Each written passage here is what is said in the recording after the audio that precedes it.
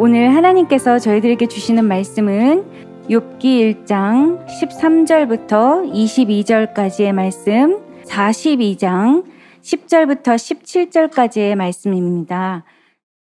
하루는 욥의 자녀들이 그 맏아들의 집에서 음식을 먹으며 포도주를 마실 때에 사환이 욥에게 와서 이르되 아뢰되 소는 밭을 갈고 나귀는 그 곁에서 풀을 먹는데 스바 사람이 갑자기 이르러 그것들을 빼앗고 칼로 종들을 죽였나이다.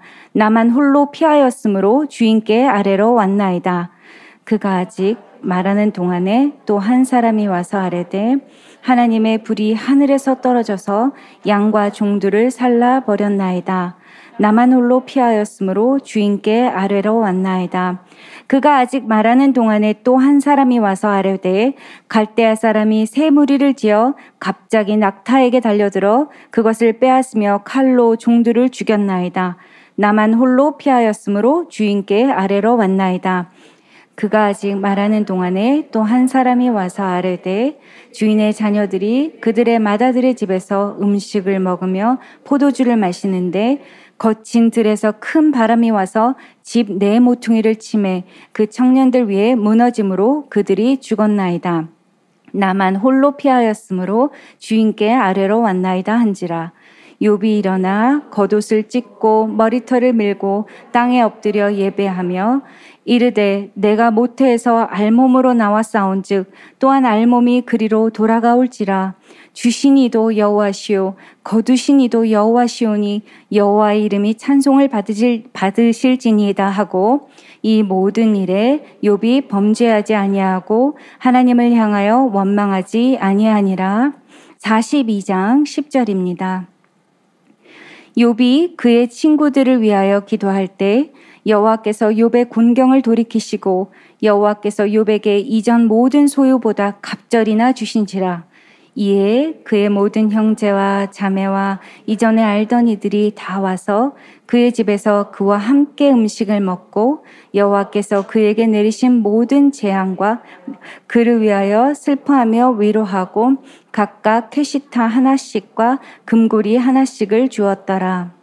여호와께서 욥의 말년에 욥에게 처음보다 더 복을 주시니 그가 양 14,000과 낙타 6,000과 소 1,000결이와 암나귀 1,000을 두었고 또 아들 7과 딸 3을 두었으며 그가 첫째 딸은 여미마라 이름하였고 둘째 딸은 그시아라 이름하였고 셋째 딸은 게렌 합북이라 이름하였으니 모든 땅에서 욥의 딸들처럼 아리따운 여자가 없었더라. 그들의 아버지가 그들에게 그들의 오라비들처럼 기업을 주었더라. 그 후에 욥이 140년을 살며 아들과 손자 4대를 보았고 욥이 늙어 나이가 차서 죽었더라. 청년부를 섬기면서 젊어지고 있는 강영구 목사입니다. 어떻게 좀 젊어졌나요? 2년 만에 왔는데 네, 감사합니다. 엎드려 절 받았지만 하나님께서 오늘 우리에게 충만한 은혜를 주셔서 기쁨이 가득하길 소원합니다. 우리 함께 기도하고 말씀 듣겠습니다. 존귀하신 주님 참 감사합니다. 부족한 종이 오늘 말씀을 전할 때에 하나님의 음성으로 들리게 도와주시고 우리 성도님들에게 믿음의 불씨가 살려지는 부흥의 말씀이 되게 하시고 고난 중에 있는 분들에게는 위로와 소망의 말씀이 되게 하여 주시옵소서. 이 모든 말씀을 살아계신 예수님의 이름으로 기도 올려드립니다. 아멘. 우리나라의 대표적인 꽃의 이름이 무엇이죠? 바로 진달래와 그리고 개나리 아닌가요? 제가 그렇게 알고 있는데 네, 제가 원래 꽃을 좋아하진 않지만 찾아보니까 진달래와 개나리가 대부분 봄꽃으로 알고 있다고 합니다. 그런데 사실 진짜 봄을 알리는 꽃은 진달래와 개나리가 아니라 복수초라는 꽃이라고 합니다. 2월 중순경에 피는 저 노란색 꽃, 우리나라 말로는 얼음새 꽃이라고 하는데요. 저 꽃이 영원한 행복 그리고 슬픈 추억이라는 꽃말을 가지고 있다고 합니다. 척박한 겨울 땅과 그리고 아주 추운 꽃샘추위를 견디면서 자라나는 봄의 꽃인 것이죠. 그래서 눈 속에서 자라는 것처럼 눈 속에서 살아남았기 때문에 마치 눈 속에서 피는 꽃처럼 보인다라고 이야기를 합니다. 저는 이 복수초를 보면서 그런 생각을 했어요. 인생과 그리고 믿음의 본질과 정말로 닮았구나. 우리 인생이 어떻습니까? 척박한 겨울을 지나고 광야와 같은 겨울을 지나야 꽃이 피듯이 우리 인생의 영적인 꽃도 겨울을 지나야 하고, 그리고 광야를 통과해야 비로소 봄날이 온다는 것들을 우리는 종종 경험하게 되는 것입니다. 그래서 복수초가 보여주는 것처럼 우리 인생의 겨울이 왔을 때, 우리 인생의 꽃샘 추위와 같은 추위가 오고 눈보라가 내렸을 때 봄이 왔구나 라는 생각을 했으면 좋겠습니다. 혹시 오늘 여러분 가운데 영적인 겨울을 만난 분들이 있습니까? 혹독한 추위를 만난 분들이 있습니까? 척박한 광야를 만난 분들이 있습니까? 그렇다면 오늘 믿음의 꽃을 피워서 뷰티풀 광야라고 외치면서, 그리고 믿음의 꽃을 피워 하나님께 영광 돌리는 그런 성도의 삶이 되시길 예수님의 이름으로 축원합니다. 그러면 왜 하나님께서는 굳이 이런 겨울의 시간을 우리에게 주셔서 이런 시간을 통과하게 하실까요? 저는 개인적으로 겨울을 좋아하지 않습니다. 겨울에 비염이 있어서 항상 코가 막히기 때문에 겨울을 굉장히 싫어합니다. 봄, 그리고 여름, 가을만 있었으면 좋겠어요. 그런데 겨울도 필요한 이유가 있는 것 같아요. 우리 인생에 하나님께서 겨울과 같은 시간을 주시는, 그 고난을 주시는 이유도 분명히 있을 것입니다. 그런데 이 문제는 영원히 해결되지 않는, 그리고 반복되는, 풀리지 않는 문제인 것입니다. 보통 고난의 이유에 대해서 우리는 세 가지로 이야기를 하죠. 첫 번째는 무엇입니까? 나의 실수와 나의 죄 때문에 오는 고난이 있습니다. 당연한 고난이죠. 두 번째 고난은 무엇이라고 이야기를 합니까? 도무지 이유와 원인을 알 수 없는 그런 고난이 있다고 하죠. 마지막 세 번째는 무엇입니까? 하나님의 영광을 위한 고난이 있다라고 우리는 너무나 많이 들어왔습니다. 이처럼 고난은 굉장히 다양한 모습으로 우리에게 찾아옵니다. 첫 번째 이유로 오기도 하고, 세 번째 이유로 오기도 하고, 두 번째 이유로 오기도 하고, 여러 가지 이유로 반복적으로 부메랑처럼 왔다리 갔다리 하면서 우리에게 힘든 시간을 줄 때가 있습니다. 그런데요, 우리가 이 시간을 오롯이 견디어낼 때 우리는 영적인 봄을 맞이해서 정말 아름다운 꽃을 피우게 될 거예요. 여러분, 우리가 왜 봄을 그렇게 기다립니까? 겨울이라는 시간이 그만큼 척박했던 거예요. 겨울이라는 시간이 그만큼 힘들다 보니까 봄이 기다려지는 거 아니겠습니까? 겨울에 꽃이 없으니까 봄에 난 꽃을 보면서 우리가 기쁘게 살아갈 수가 있는 것입니다. 오늘 우리가 이 시간을 오롯이 견디게 될 때, 이 고난의 터널을 통과하게 될 때 우리의 믿음은 더욱 온전하게 되고 더 깊은 영성으로 나아가게 될 줄 믿습니다. 왜 그럴까요? 우리가 경험적으로 너무나 잘 아는 것처럼 사람은 고난이 없으면, 겨울이 없으면 하나님을 찾지 않습니다. 여기에 계신 여러분은 아마 공중전, 우주전, 산전, 수전 다 겪으신 분들일 거예요. 왜 이 영적인 한 주간의 영적인 하프타임과 같은 수요 기도의 예배에 나오셨습니까? 이 영적인 하프타임의 은혜를, 의미를 아는 것이죠. 내가 이 한 주간의 이 수요 예배 가운데 주시는 은혜 없이는, 물론 우리가 날마다 특색 가운데 풍성한 은혜를 누리고 있지만, 이 수요 예배의 영적 하프타임 속에서 주시는 은혜로 한 주의 후반전을 잘 살아가기 위해 하는 거 아니겠습니까? 우리는 바로 그런 능력과 은혜를 경험한 거예요. 고난 속에서 내가 가진 힘으로 할 수 없다는 것을 알기에 새벽마다 무릎을 꿇고, 내가 가진 지혜와 능력으로 할 수 없는 것이 너무나 많다는 것을 알기에 하나님을 의지할 수밖에 없던 것이 우리의 모습이 아니겠습니까? 여러분, 왜 제가 목사가 되었겠습니까? 그 은혜를 경험했기 때문인 거죠. 죄인 중에 괴수이기 때문에 하나님의 은혜의 그 깊이를 알기 때문에 목사가 된 것이고, 여러분도 이 새로운 교회에서 하나님을 예배하며 유전교사로, 순장님으로 또 여러 가지 귀한 직분을 감당하면서 이 자리에 있는 거 아니겠습니까? 그 은혜를 경험해 본 자만이 아는 것이죠. 혹독한 겨울을 경험한 자만이 봄의 따뜻한 기운, 그리고 봄의 향기를 더 깊이 있게 기쁨으로 느낄 수가 있는 것입니다. 오늘 살펴볼 욥의 삶은 바로 그런 영적인 원리를 우리에게 너무나 잘 보여주고 있습니다. 욥은 고난 중에 믿음의 꽃을 피운 사람이라고 할 수가 있어요. 제가 이 제목을 정해놓고 굉장히 시적이다라고 생각을 했어요. 고난 중에 피는 꽃, 믿음. 여러분, 고난 중에 믿음의 꽃이 핀다라는 것입니다. 욥은 어떤 사람이었습니까? 굉장히 믿음의 사람이었습니다. 성경에서 최고의 믿음의 사람이라고 꼽으라고 하면 손에 꼽힐 만큼 믿음의 사람이었습니다. 그런데 사실 이런 욥의 삶을 보면, 이 욥의 고난의 모습을 보면 우리는 굉장히 당황스럽습니다. 왜냐하면 욥의 고난의 시작과 욥의 고난의 강도가 너무나 이해가 되지 않는 거예요. 우리가 잘 아는 것처럼 욥의 고난이 왜 시작되었습니까? 하나님의 자랑에서 시작된 거예요. 욥의 믿음이 너무 좋은 거예요. 욥이 너무 정직한 거예요. 욥이 너무 순전한 거예요. 하나님을 경외하는 거예요. 사탄에게 자랑하고 싶을 만큼 욥의 믿음이 너무나 좋았기 때문에 욥의 고난이 시작되었고, 사람이라면 감당할 수 없을 만큼 큰 고난을 욥이 당한 것입니다. 심지어 저와 여러분은 욥이 왜 고난당한지 알잖아요. 그런데 당사자인 욥은 고난의 이유조차도 몰랐습니다. 내가 왜 고난을 받고 있지? 라는 그런 생각을 할 정도로 욥은 자신의 고난의 이유를 알 수가 없었습니다. 여러분, 욥의 고난의 모습이 어떻습니까?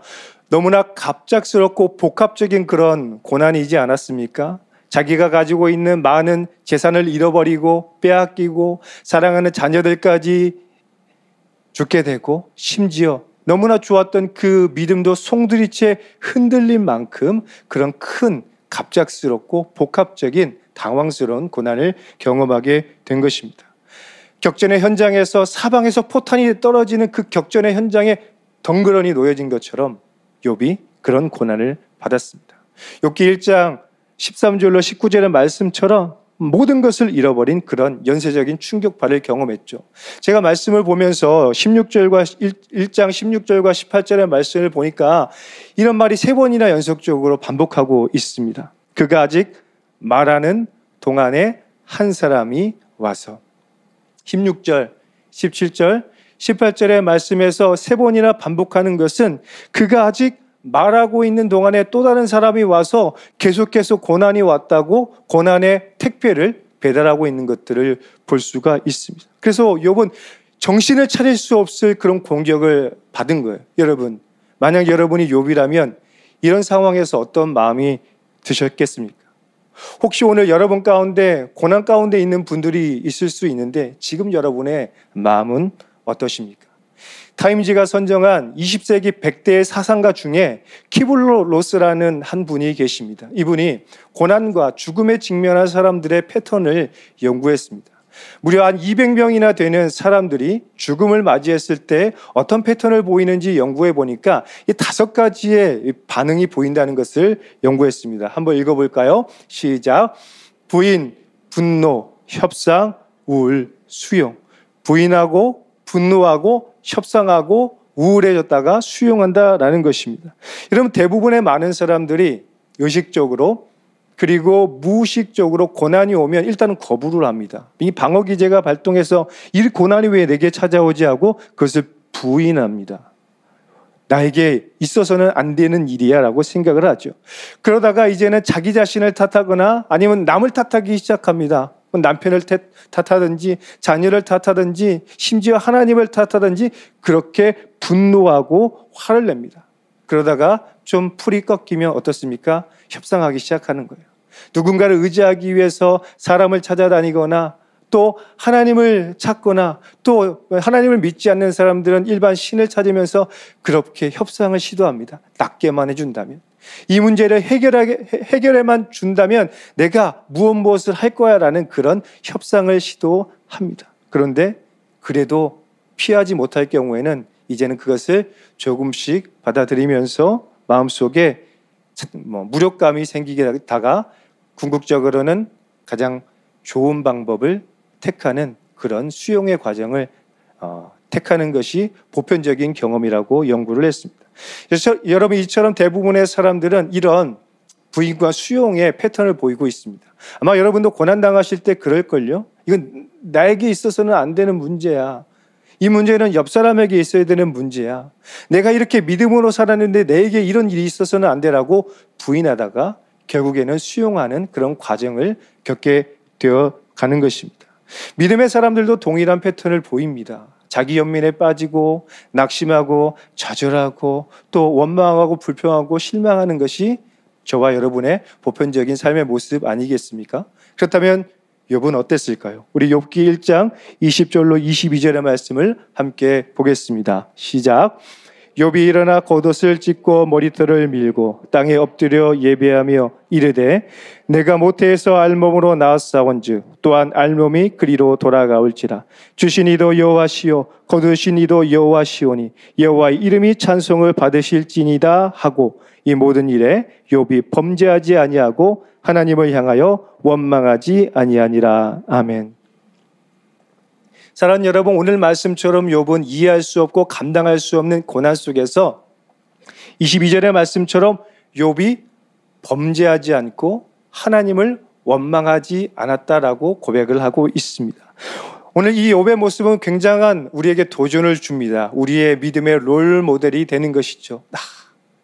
나도 저래보고 싶다. 나도 저런 믿음을 좀 가졌으면 좋겠다. 내가 고난이 찾아왔을 때 나도 저런 욥과 같은 아름다운 믿음의 꽃을 피웠으면 좋겠다라고 생각을 하게 됩니다. 오늘 여러분에게 고난이 있을 때 이런 믿음이 있길 예수님의 이름으로 축원합니다. 여러분, 하지만 한 사람의 믿음은 한순간에 정점으로 판단해서는 안 될 것입니다. 지금 욥은 굉장한 명품 신앙 고백을 하고 있습니다. 우리가 기가 죽을 만큼 그런 멋진 신앙 고백을 하면서 주신 이도 여호와시요 취하신 이도 여호와십니다 라고 고백하면서 정말 믿음의 롤 모델의 그 모습을 보여주고 있습니다. 여러분, 우리 주변에도 이런 사람들 있잖아요. 와, 저 장로님, 저 권사님, 저 집사님 정말 믿음이 좋다. 저 믿음 앞에만 서면 왠지 왜 나는 작아지는가, 그 유행가 가사처럼 왠지 작아지기도 하고 나도 저렇게 닮아지고 싶은 그런 분들이 많이 있습니다. 욥도 마찬가지였죠. 그런데요, 욥이 이런 고백을 했지만 잠시 후에 이런 고백을 또 하게 됩니다. 욥기 3장 1절의 말씀을 보니까 이렇게 말합니다. 그 후에 욥이 입을 열어 자기의 생일을 저주하니라. 여러분, 왜 믿음의 정점에 있었던 욥이 지금 자기의 생일을 저주할 정도로 그렇게 믿음을 상실해 버렸을까요? 욥이 고난당했을 때에 욥을 위로하기 위해 찾아온 3명의 친구들의 그 의심의 눈초리. 말은 안 하지만 너 뭔가 잘못이 있지? 너 믿음으로 산다고 했지만 너 사실 잘못한 거 있지? 라는 의심의 눈초리.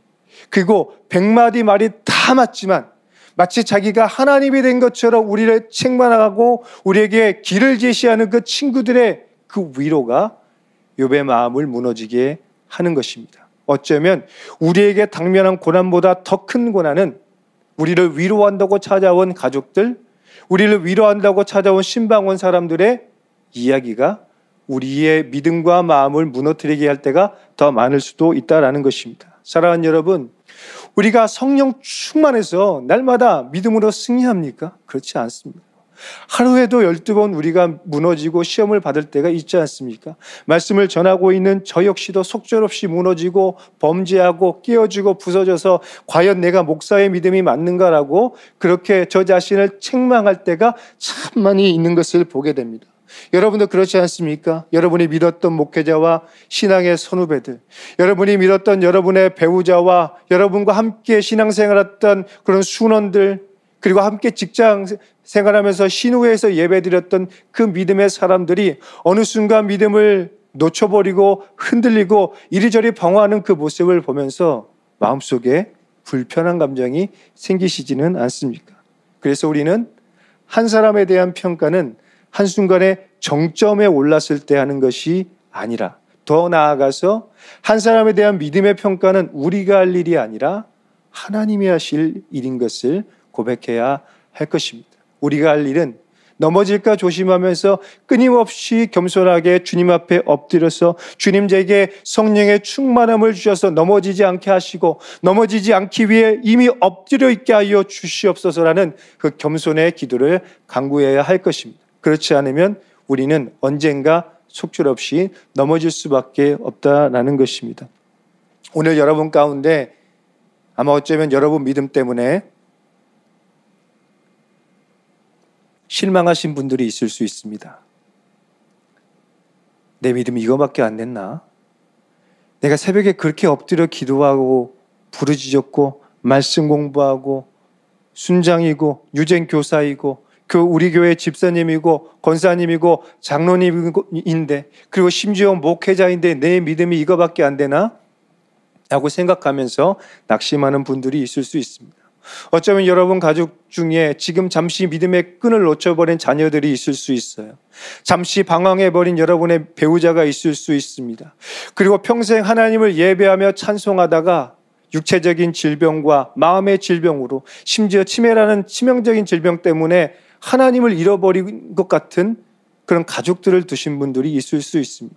안타깝지만 어떤 분들은 지인 중에 가족 중에 생애 끝을 달려가고 있는 분들이 있을 수도 있습니다. 여러분 그럴 때 우리는 어떻게 해야 될까요? 욥은 우리에게 굉장한 위로를 주고 있습니다. 욥의 그 명품 신앙 고백은 우리에게 승리의 모델이 되는 동시에 욥의 무너짐은 우리의 위로와 회복의 모델이 되고 있는 것입니다. 욥과 같은 사람이 무너질 수 있다면 우리도 무너질 수 있는 거예요. 욥과 같은 사람이 다시 회복했다면 우리도 회복할 수 있는 거예요.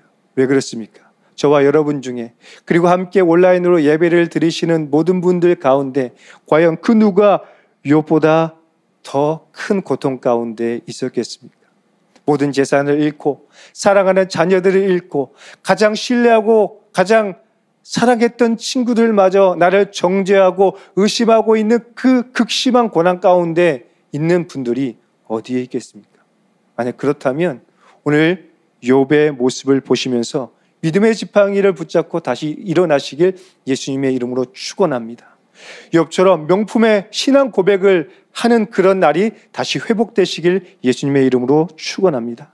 그리고 때로는 우리가 주님의 손을 놓쳐버렸을지라도 주님의 손이, 주님의 사랑의 손이 우리를 절대로 놓치지 않고 있다는 사실을 절대로 의심하시지 마시길 예수님의 이름으로 축원합니다. 오늘 우리가 이 시간을 통과하게 될 때 우리는 시편 기자의 고백처럼 고난당한 것이 내게 유익이었다라고 고백할 그날이 오게 될 줄 믿습니다. 모든 사람에게 고난은 있지만 고난을 대처하는 그 모습과 태도에 따라서 믿음의 강도와 믿음의 방향과 믿음의 순도가 달라지는 것을 보게 됩니다. 여러분 우리가 너무나 잘 아는 것처럼 욥은 순공과 같은 믿음의 사람으로 재련되었습니다. 왜 그랬어요?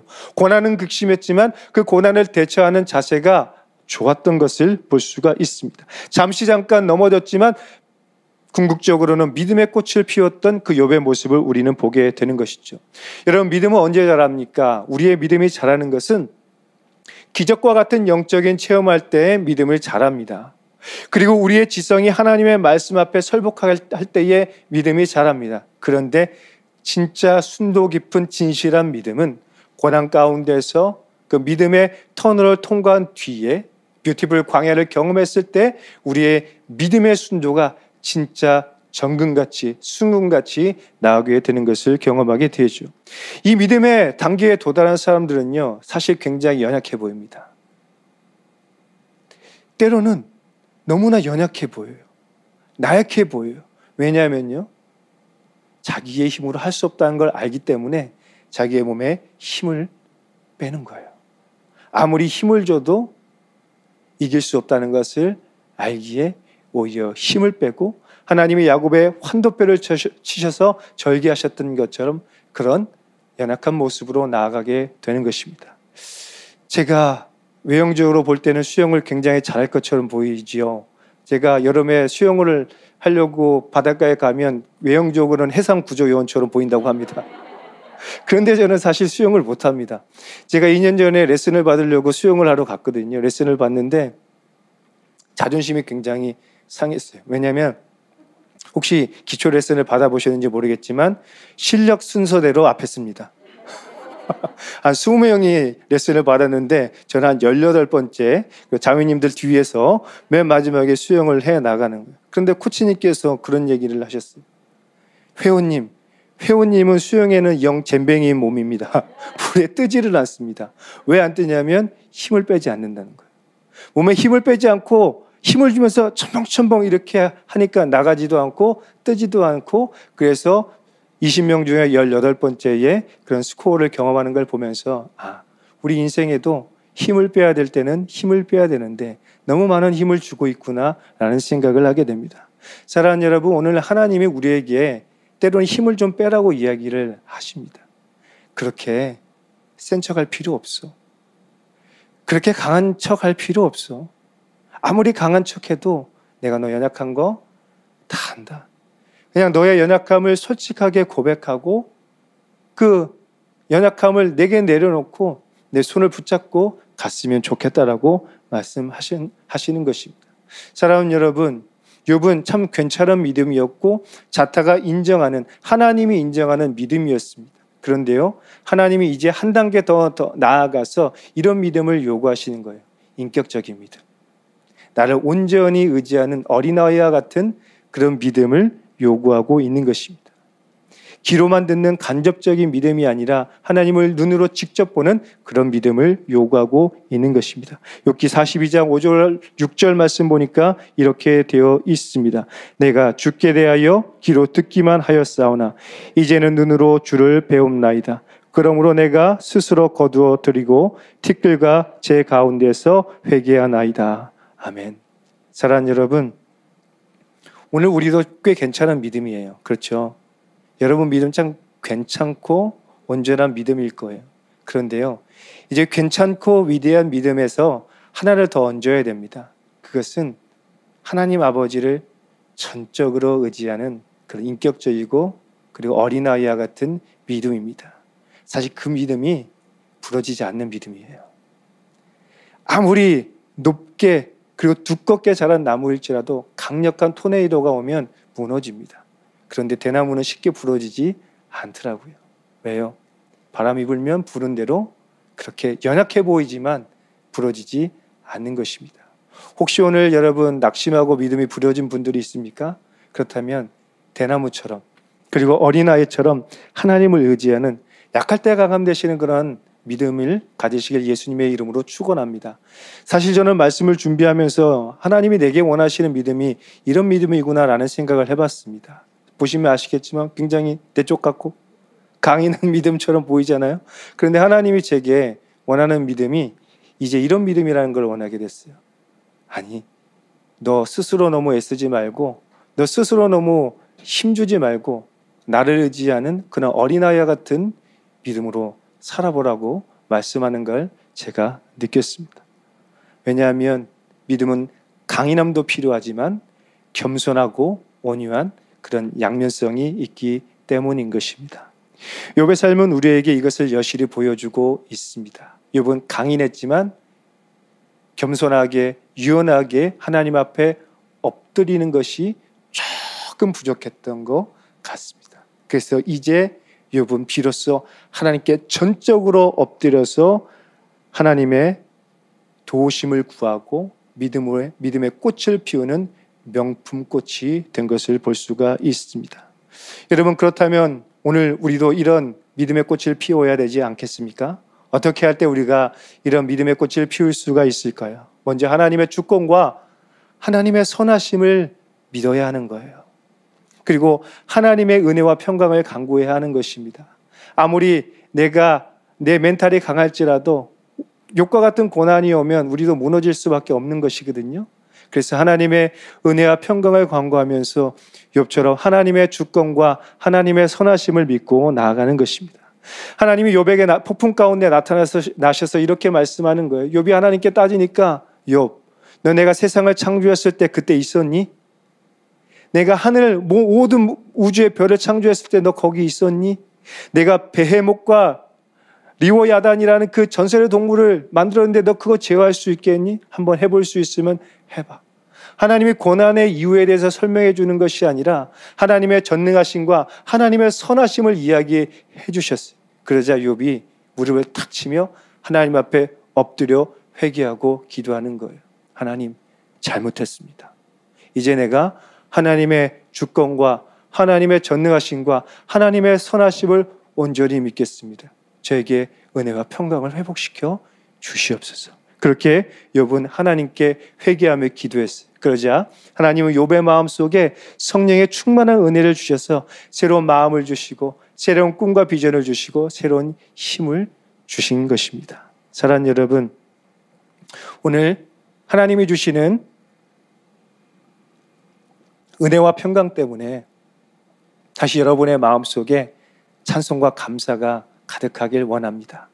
혹시 여러분 가운데 영혼의 밤을 만난 분이 있다면 오늘 욥과 같이 하나님의 주권과 선하심을 인정하면서 그분의 은혜와 평강을 간구해 보십시오.